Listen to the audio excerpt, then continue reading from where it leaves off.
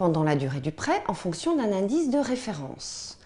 En cas de hausse des taux d'intérêt, le taux de votre crédit augmente, entraînant une hausse des mensualités ou de la durée de remboursement. Si vous optez pour un taux variable, choisissez un taux plafonné ou capé. La variation du taux est encadrée, ce qui vous protège contre une trop forte hausse des taux. Privilégiez un crédit immobilier à échéance modulable. Qu'est-ce que ça veut dire? En fait, dans les limites définies au contrat, vous pouvez augmenter ou réduire vos mensualités. Si vous devez faire face par exemple à une difficulté passagère, vous pourrez réduire le montant de vos mensualités. Mais attention, cela va rallonger la durée du prêt et donc son coût. A l'inverse, si vous pouvez augmenter le montant de vos mensualités, vous allez accélérer d'autant le remboursement du prêt et vous allez en réduire le coût. Le coût du crédit est exprimé par un taux effectif global que l'on appelle un TEG. En plus du taux d'intérêt, il inclut tous les autres frais liés au prêt, par exemple les frais de dossier ou les frais d'assurance. La banque va exiger la souscription d'une assurance pour garantir le prêt contre les risques décès, invalidité.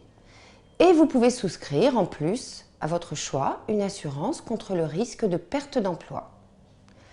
Aujourd'hui, la banque ne peut plus vous imposer son contrat d'assurance groupe.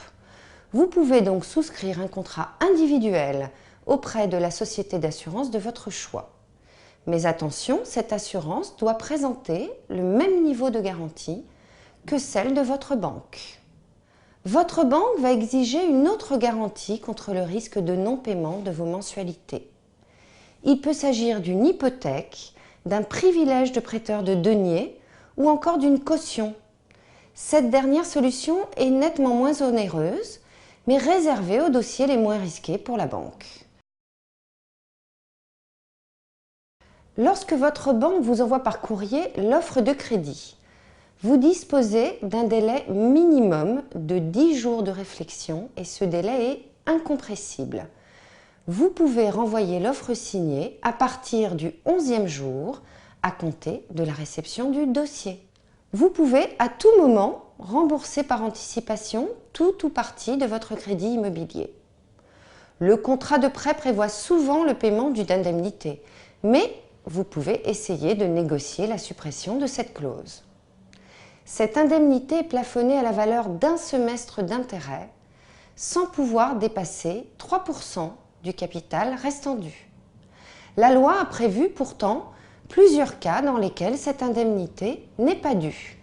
En particulier, si vous vendez votre logement par suite d'une mutation, de la perte de votre emploi ou encore du décès de votre conjoint.